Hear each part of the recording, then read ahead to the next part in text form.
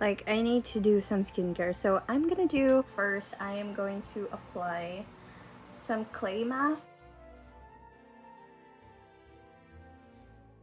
Before I do that, so this is it. In terms of reading books, I like to surprise myself with what type of book it is. Most of the time, if you're going to get me to read something, just try to be as mysterious as possible, or just try to say one thing that describes the book, and that's it. There's no need for me to know any type of synopsis, really. I like to surprise myself because that's how I stay very objective about the book, because otherwise, if one of the first ratings of that book, I get easily turned off. I don't know if that's just me. Previously, last year, I tried to read 50 books, and up until the countdown of New Year's, I was still trying to read something and trying to beat that deadline. I didn't beat it. I was only up until 48 books that year. For this year, I vowed to finish more than 50. And I did last July 1st. I've read 56 books up till this day. I am thinking if I should add it as 100 books to read this year.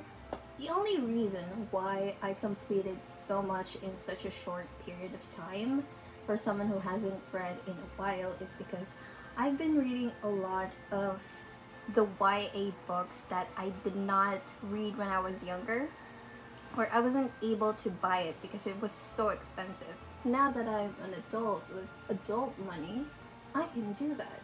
So some of the series that I have finished is Lockwood and Co.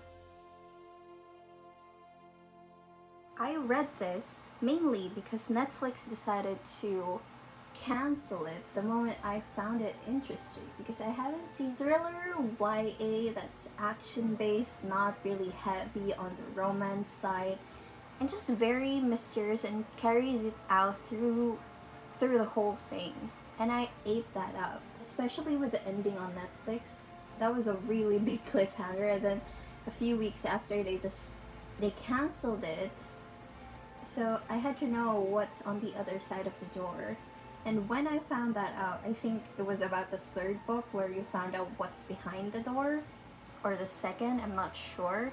I was a bit disappointed because I was expecting something more. But then, up until the last book, it delivered to the point where I actually wanted to create a fan fiction out of it just to continue the whole world, because the world building in that was really cool.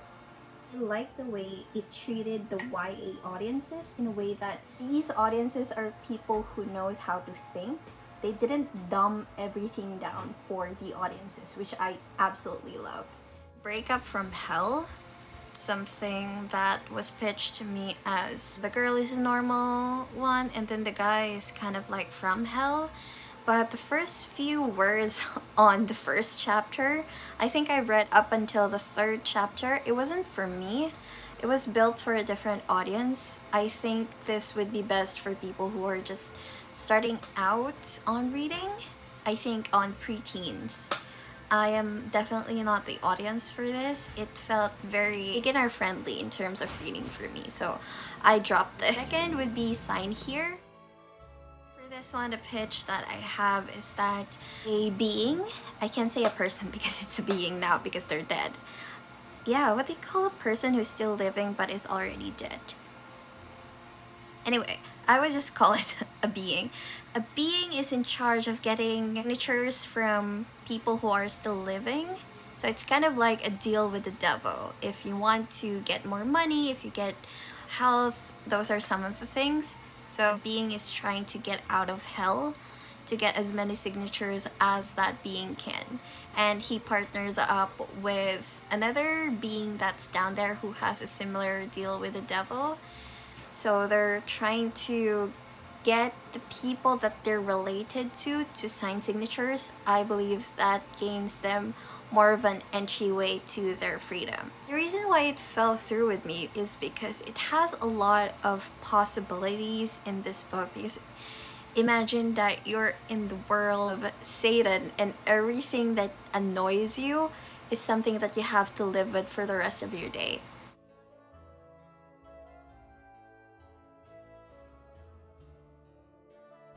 Oh, the reason why it fell through for me, or why it's only in between 2 to 3 stars for me, is because the mystery is this being is in Satan's world because of the deal that they have. The mystery would be, what is it? What's the deal? The reveal happened. It wasn't very worth the wait. Kind of like standing there and seeing a parade that's just one motor, and then that's it. That's the kind of feeling that it brought me when I was at the end of the book. So it wasn't really worth the wait for me, and it doesn't mean that it's gonna be not worth the wait for you guys. It's just something that I personally felt. Some of the chapters in the middle of the book can be qualified as a filler, where if you remove most of those chapters, it won't affect the story at all. So it just felt very unnecessary for me. The next one that I am really excited about, this is called Perfect Days. Perfect Days by Rafael Montes. This is one of the best books that I have read in a long time. This is easily one of my 5-star rating books. I read the first line of the book and it's one of the best. So it's in the male perspective, and he is walking through a classroom and he's saying hi to this person. It wasn't a person, it was actually a dead person. It's a carcass. No, carcass? I think carcass is reserved for animals. Cadaver. It wasn't a person. The only friend that he has is actually a dead person that they are experimenting because he's in med school. You would see throughout the first few chapters of the book that this guy is on the spectrum. I'm just not sure which one because I wouldn't know. He's a person who doesn't know how to be a person. He's just all over aloof and very visibly uncomfortable with himself. And then he goes to a party where a girl gives him the time of the day, and of course we all know what happens after that. This guy decides that she is the love of his life, so he decides to kidnap her. This girl is actually a playwright, so this guy, when kidnaps her, decides to follow everything that's happening on her playwright. So they go from one place to another, kind of like an adventure or a road trip of sorts. From the plot twists to the reveals and up until the ending, I had no idea what was gonna happen. You're kind of just in it for the ride. And this author's mind is just blown away. And lattes. I've been seeing this as a recommendation for cozy witchy vibe. There was a phase where I was trying to go through all of the lists that TikTok has for cozy and witchy type of vibe because I have been consuming a lot of horror in the past few months because I love horror as a genre. It doesn't matter what subgenre, if it's slasher, if it's folk, it doesn't matter. This is kind of just to balance it out. I forgot that I was actually doing my skincare. I only read it because one of my friends actually decided to also recommend it. I asked her for a list and it's there, so I just treated it as a confirmation that I should definitely read that book, and I did. So if you have anxiety and you don't really like reading books that has high stakes, this is very low stakes. There's nothing anxiety inducing about it. So it's about this ogre. I don't know why I keep saying ogre. I don't think she is. She just happens to be green. With my memory, that's like Shrek, which is an ogre. Or she's basically a She-Hulk, okay? That's it. So she's a former warrior from all of the quests. She decides to quit her job before and then just create her own type of community where she can belong. And she just wants a cafe that turned into a bakery. So if you are a reader, this is just a dream for you as well, because if you're a reader, you would eventually want to dream about getting your own cafe that's also part bookshop, that's also part bakery, that's also part workshop. So that's for me, it's a win-win. Most of the time, it's just vibes. Oh, and it's also a queer book. A very secret society of irregular witches. Thought that I would love it because it's sound family, but it felt a bit flat to me. I don't know why. For a magical centric book, it doesn't feel so magical to me. Maybe it's because her audiences are meant for the younger people or the people who are beginning to grasp on magical community in terms of books or found family within the witchy vibe genre. It's just not for me. I decided to drop this one. Next would be Love in the Time of Serial Killers. I absolutely love this. For a book that's entitled Love in the Time of Serial Killers, it's not a slasher book. It's actually just romance. And it's very light for a book with that type of title. It's about a girl who has a thesis about serial killers. She is moving into her old house and she thinks that the neighbor who is trying to help her pick furnitures that you have to put inside your house, the guy is actually helping her and she's like, ugh, I'm like 99% sure this person is like a serial killer. It's one of very easy reads that I've had. So if you're in a reading slump, this is one of the books that you can actually pick up like you're reading again. It's one of those books. I really like it. The Maid.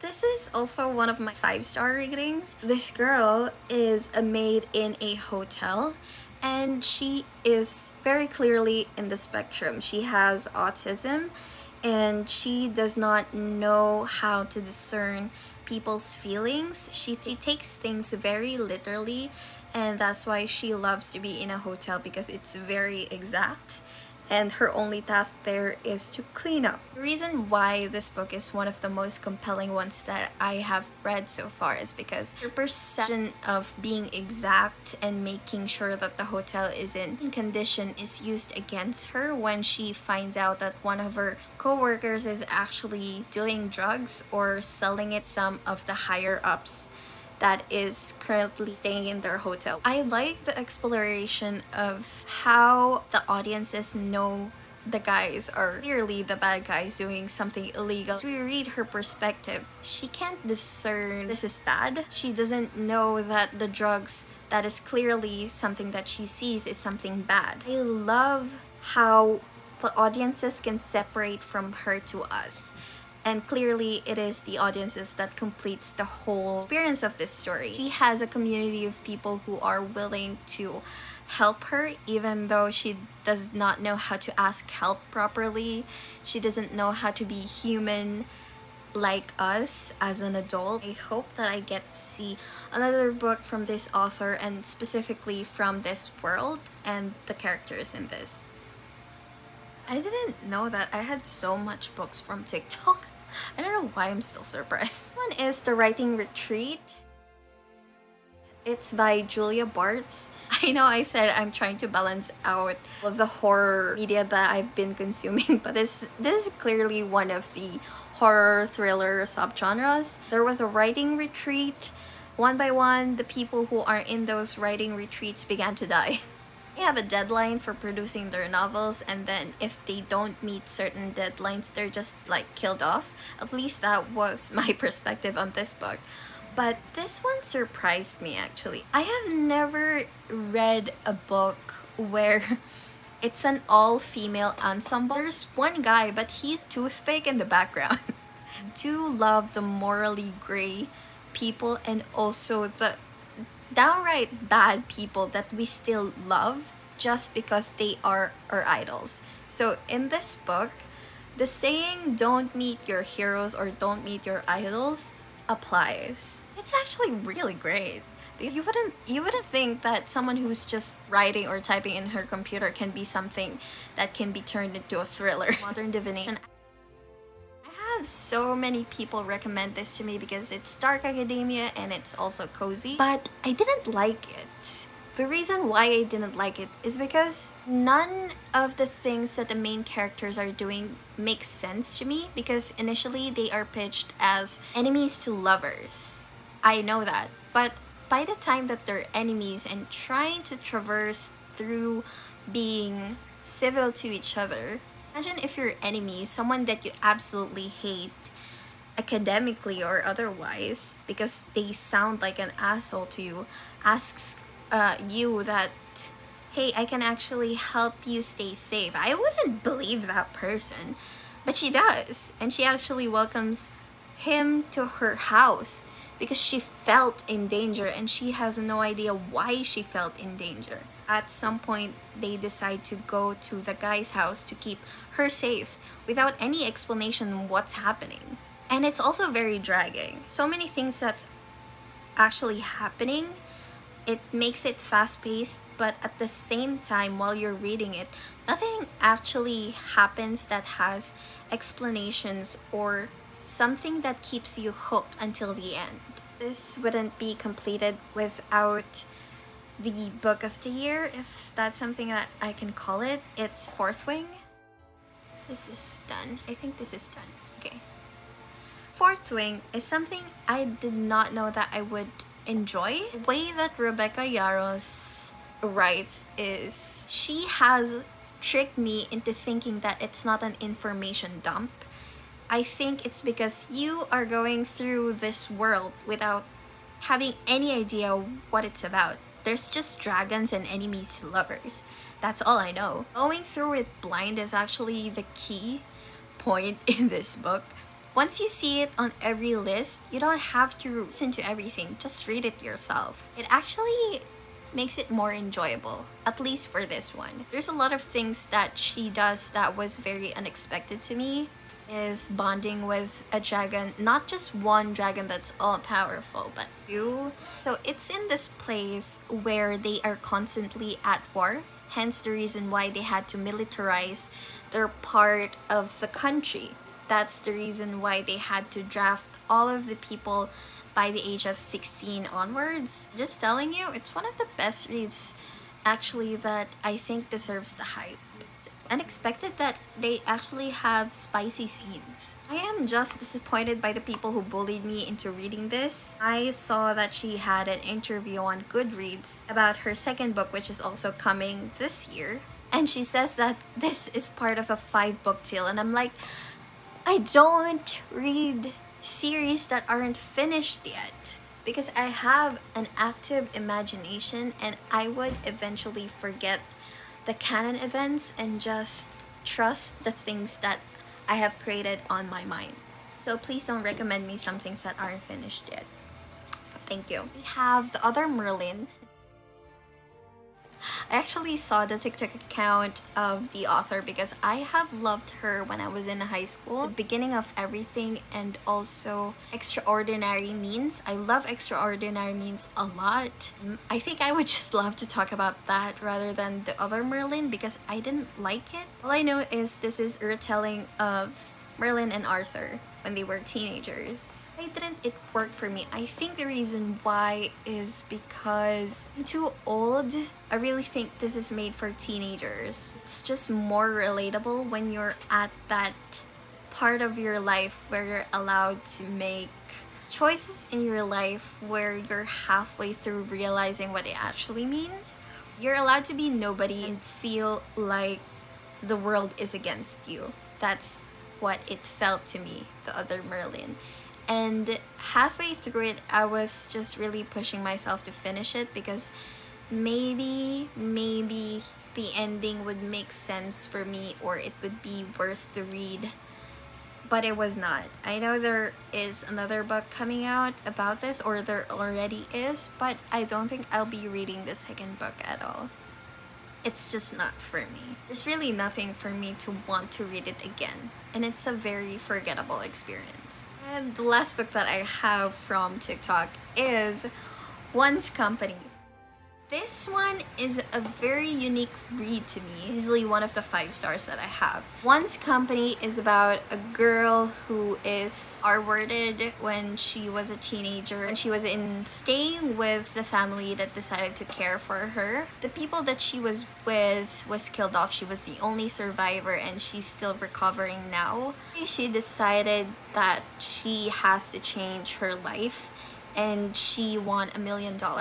She decided to drop in the numbers that she's thinking of because she believes that it was a sign. And decided to build a life-size version of her favorite TV show. So she would be all of the characters in a TV show that she loves so much. So it's very reminiscent of Friends and also How I Met Your Mother. Sometimes she would be the guy, sometimes she would be the girl, and it's very ambiguous on how much time was going on because she really embodies the characters that she says she would be. She's very disillusioned, and I love her for that. I mean, if I have $1 million and if I decided to do that, I feel like I would be comfortable in it. Sometimes it would be lonely, and it is portrayed as that. In the middle of this experience, she got someone stranded within this where she built that imaginary world that she has. And they had a relationship. It turns out she's actually queer, and at some point they decided to be the couple on that TV show, which I love so much. But she became really toxic, not just to herself, but also to that person who she was in love with, if that was actually love on their end. I think she was trying so hard to keep the illusion intact, even though it's already gone. She made a decision to make that illusion still work for her, even though there's already a lot of cracks in that illusion that she built, and she just became alone. At the time where paparazzi was actually going to some parts of her house and she thinks that she's being under attack, she is described as a 40-something-year-old dressed in crop tops. Can you imagine if you're a 20-something not knowing what's going on in your life and you decide to pursue something that you know would make you happy, which is what she did. She lived through all of the characters from her favorite TV shows, and then coming out in the world again and shattering that illusion because you think you're under attack, because some people don't understand what you're doing, don't understand the kind of loneliness you have to battle with yourself, and you're coming out of it and you're not young anymore, you're not glamorous anymore, you're not the $1 million winner anymore, you're just an old woman who is disillusioned. And by the end of it, you die with the fact that that's the only thing you spent most of your life doing. And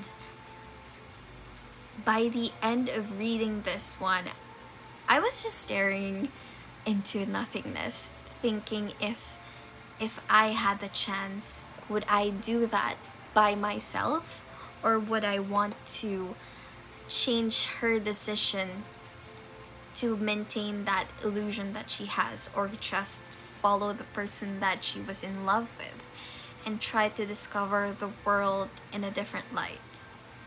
So yeah, this is one of those books that really makes you feel human. Definitely worth the read. But yeah. Anyway, that's all. I hope you like this one.